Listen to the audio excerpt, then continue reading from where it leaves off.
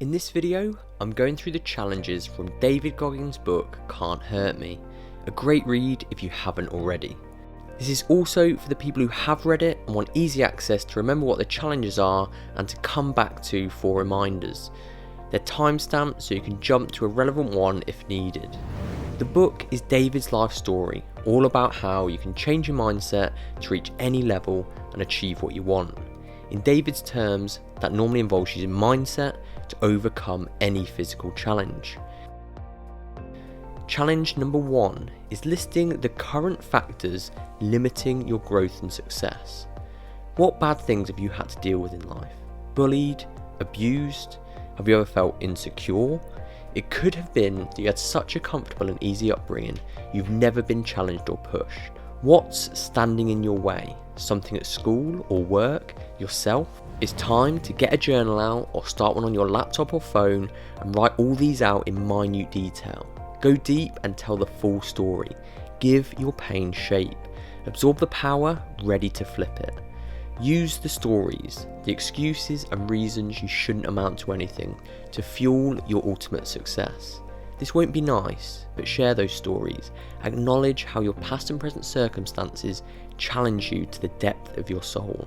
Keep them private if you want, whatever works for you, but this act alone will begin to empower you to overcome. Challenge number 2 is to create an accountability mirror. This is using post-it notes and putting them on the mirror you look at the most. Digital devices don't work here. This is where you need to write all your insecurities, goals and dreams and put it up on the mirror. Don't fluff around with this and be completely honest with yourself. If you look in the mirror and you see someone who is obviously overweight, that means you're fat. That's okay, but own it. Build that thicker skin and become accountable for what you need to be working on and what you want to change. It could be anything. A career goal like starting a business, a lifestyle goal like losing weight, or an athletic one like running a 10k. You have to be honest with yourself about where you are and the necessary steps you need to take you where you want to go, and holding yourself accountable for the behaviours required, which you need to do day to day in order to achieve these goals. Each of these needs to have its own note. The dirty mirror you see every day is going to reveal the truth. Don't ignore it. Challenge number 3 is to list all the things you don't like to do or that makes you feel uncomfortable. Now, go and do one of them, and then do it again. This is all about creating a calloused mind, taking and being in control of your actions. You have to step outside your comfort zone on a regular basis.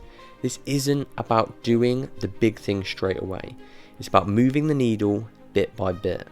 Maybe it's taking a cold shower, or waking up and getting out of bed at the time you state on a day off. Maybe it's running 2 miles. Once those actions become comfortable, then push the needle even further.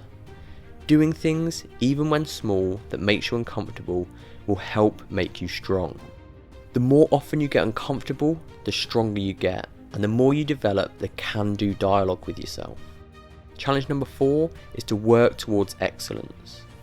Choose a competitive situation you're in right now. Who is the opponent? Teacher, coach, your boss, a client? The one way to earn their respect and turn the tables is excellence. It could be acing an exam or smashing a sales target. It's about working harder on the project than you ever have before, surpass the ideal outcome. Maybe your coach isn't giving you time in games, so smash practice, make them pay attention. The aim is to get whoever you're dealing with to see you achieve what they could never have done themselves. Take their negativity and use it to dominate the task. Start taking souls. Challenge number 5 is to utilise visualisation. Rather than focusing on what you can't change, start visualising the things you can. Choose a goal or challenge in your life and visualise overcoming and achieving it. This isn't just daydreaming, it's active. Visualise what success looks and feels like. Think about it every day to propel you further forward. If doing a race, for example, visualise and feel the success, but also visualise all the challenges that may arise and how you'll overcome them. It also means being prepared to answer the questions, of why you're doing this. What's driving you towards achievement? Where's the darkness you're using as fuel coming from? What has calloused your mind? Have the answers at your fingertips, so when things get hard and doubt enters your mind, you have reasons to continue. It takes relentless self-discipline to schedule suffering into your day every day. But if you do, you'll find at the other end of suffering is a whole other life waiting for you. Challenge number 6 is to create a cookie jar.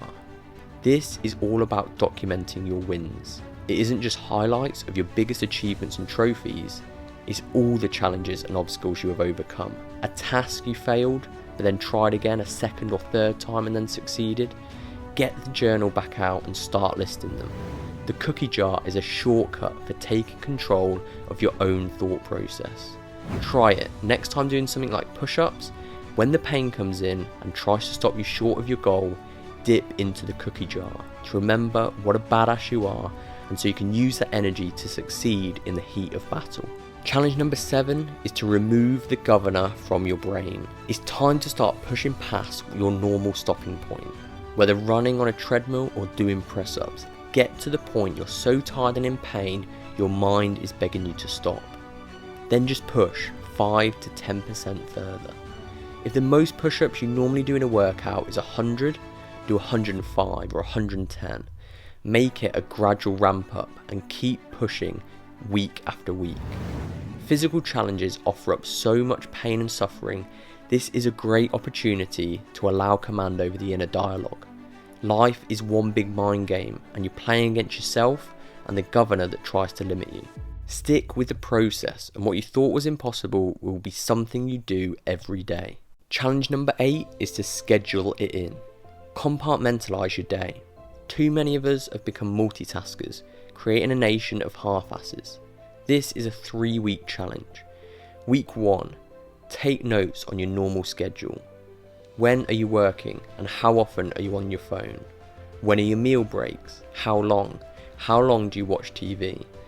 How long's the commute? Get really detailed. This is the baseline, and you should find plenty of fat to trim. Week 2 is make an optimal schedule in 15 to 30 minute blocks. Some tasks will take multiple blocks or an entire day. That's fine. Just make sure you only work on one thing at a time. Ensure meal breaks are adequate but not open-ended, and schedule in exercise and rest too. And when it's time to rest, actually rest. Make timestamps here too. You should still find some further time to trim. Week 3, you should have a working schedule that maximises your efforts without sacrificing sleep. Challenge number 9, become uncommon amongst the uncommon. A lot of people think once they've reached a certain level of status, respect or success, they've made it in life. You always have to find more. Greatness does not stay with you forever. That soon goes once you stop pushing forward. To become uncommon amongst the uncommon, you need to sustain greatness for a long period of time. This is not for everyone. It will demand singular focus and may upset the balance in your life.